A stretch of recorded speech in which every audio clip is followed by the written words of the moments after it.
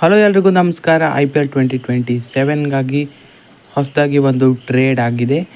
ಇದರ ಕುರಿತು ಈಗಾಗಲೇ ರಿಪೋರ್ಟ್ಸ್ಗಳು ಬಂದಿತ್ತು.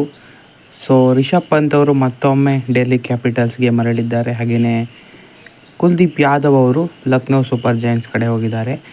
ಕುಲ್ದೀಪ್ ಯಾದವ್ ಅವರು 13.5 ಕ್ರೋರ್ಸ್ಗೆ ಲಕ್ನೋ ಸೂಪರ್ ಜೈಂಟ್ಸ್ ಕಡೆ ಹೋದರೆ, ರಿಷಬ್ ಪಂತ್ ಅವರು 15 ಕ್ರೋರ್ಸ್ಗೆ ಡೆಲ್ಲಿ ಕಡೆ ಮತ್ತೊಮ್ಮೆ ವಾಪಸ್ಸಾಗಿದ್ದಾರೆ. ಇದರೊಂದಿಗೆ IPL 2027ಗಾಗಿ ಮೊದಲ ಟ್ರೇಡ್ ಇವಾಗ ಆದಂತಾಗಿದೆ. ರಿಷಬ್ ಪಂತ್ ಅವರಿಗೆ ಒಂಥರ ಹೋಮ್ ಕಮಿಂಗ್ ಅಂತಲೇ ಹೇಳ್ಬೋದು. ಯಾಕಂದರೆ ತುಂಬಾ ವರ್ಷ ಡೆಲ್ಲಿ ಕ್ಯಾಪಿಟಲ್ಸ್ ತಂಡಕ್ಕೇ ಆಡಿದ್ದು ರಿಷಬ್ ಪಂತ್ ಅವರು. ಮತ್ತೊಮ್ಮೆ ಡೆಲ್ಲಿಗೆ ಮರಳಿದ್ದಾರೆ ಅಂತಲೇ ಹೇಳ್ಬೋದು. ಇನ್ನು ಲಕ್ನೋ ಸೂಪರ್ ಜೈಂಟ್ಸ್ ತಂಡಕ್ಕೆ ಕುಲ್ದೀಪ್ ಯಾದವ್ ಹೋಗಿದ್ದಾರೆ. IPL 2027ಗಾಗಿ ಈಗಾಗಲೇ ಎಲ್ಲ ಟೀಮ್ಗಳು ತಯಾರಿ ನಡೆಸಿವೆ ಅಂತ ಗೊತ್ತಾಗ್ತಾ ಇದೆ. ಅದರ ಹಾಗೆಯೇ ಒಂದು ಟ್ರೇಡ್ ಕೂಡ ಆಗಿ ಮುಗಿದಿದೆ. ಈ ಟ್ರೇಡ್ ಬಗ್ಗೆ ನಿಮ್ಗೆ ಏನು ಅನಿಸ್ತಾ ಇದೆ ಅಂತ ಕಮೆಂಟ್ ಮಾಡಿ ತಿಳಿಸಿ. ಹೆಚ್ಚಿನ ವಿಡಿಯೋಗಾಗಿ ದಯವಿಟ್ಟು ಸಬ್ಸ್ಕ್ರೈಬ್ ಮಾಡಿ sports king Kannada. Thank you.